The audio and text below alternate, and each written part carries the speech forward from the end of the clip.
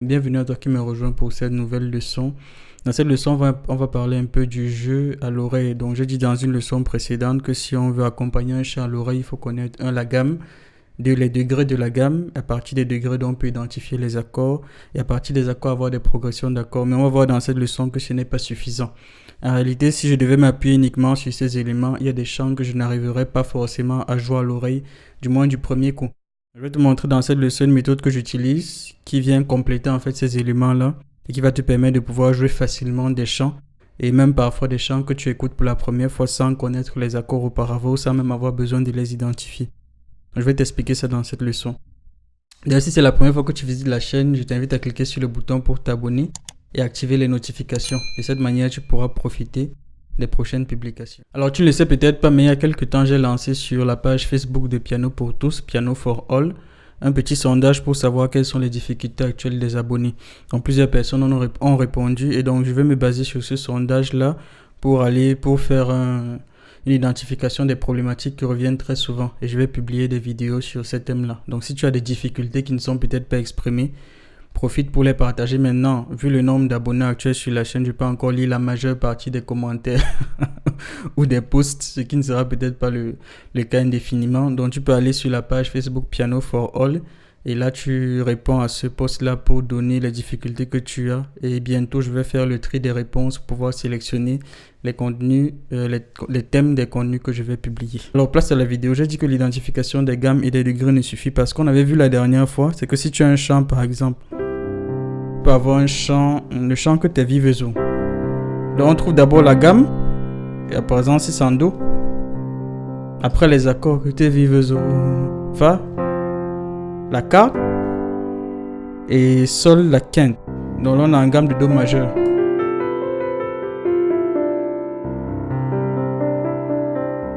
Donc voici nos accords, tu peux aller voir la leçon sur les gammes si tu ne l'as pas vue. Donc quarte, quinte et note fondamentale. Donc ça marche facilement pour ce chant parce que c'est un chant qui se répète quelque part ou qui a des accords relativement simples. Mais peut-être tu n'as jamais été dans ce cas, il y a des accords qui ont des progressions parfois très complexes.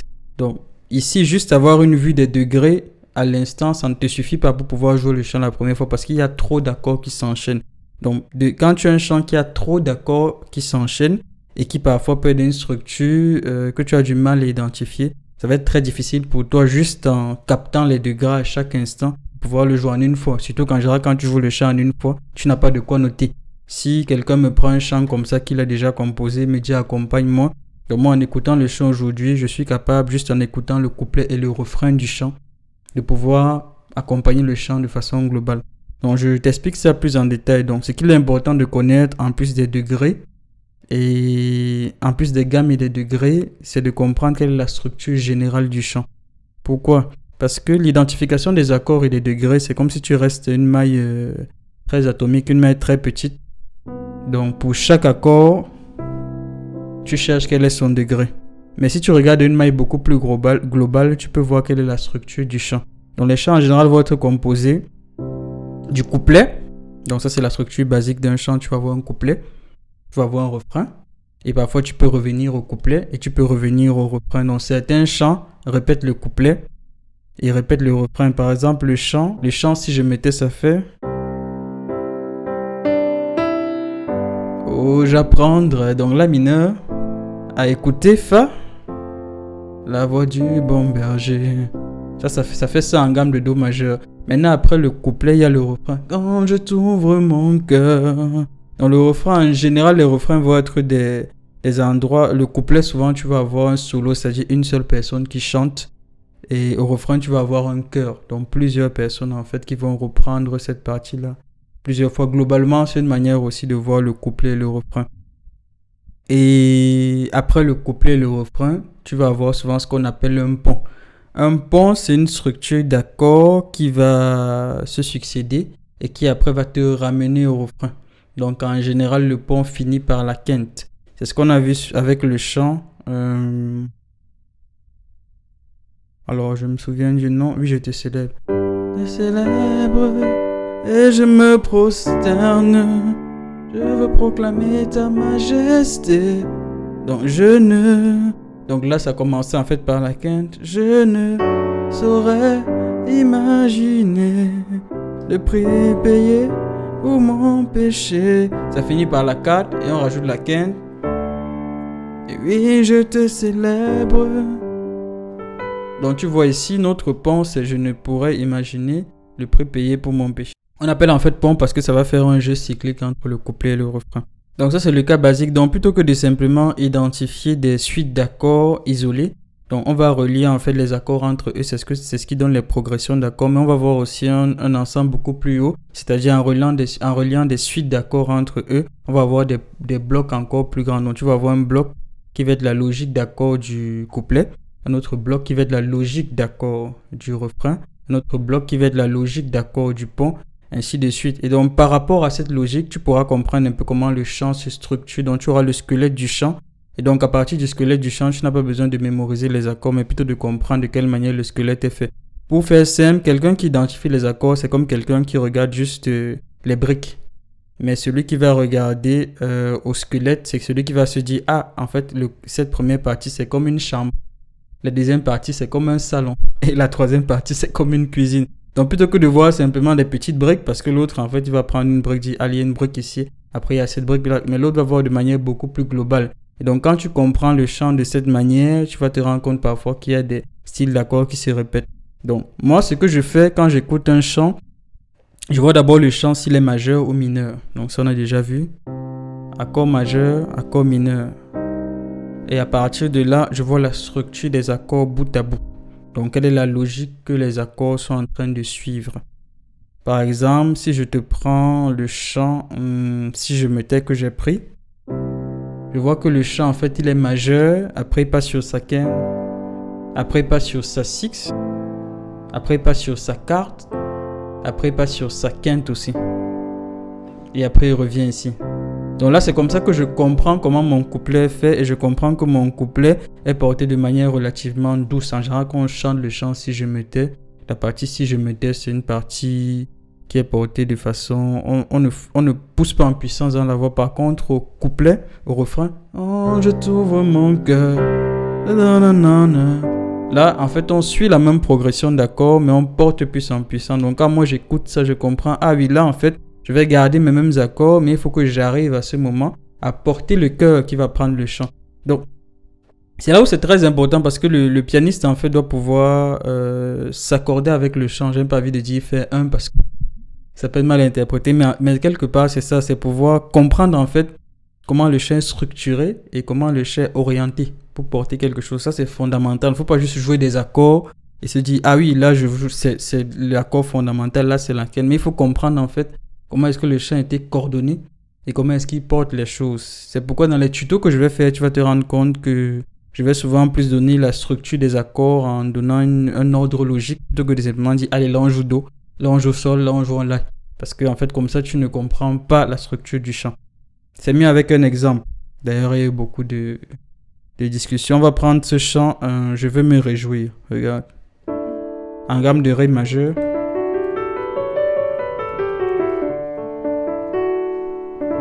Je veux me réjouir dans le Dieu de mon salut.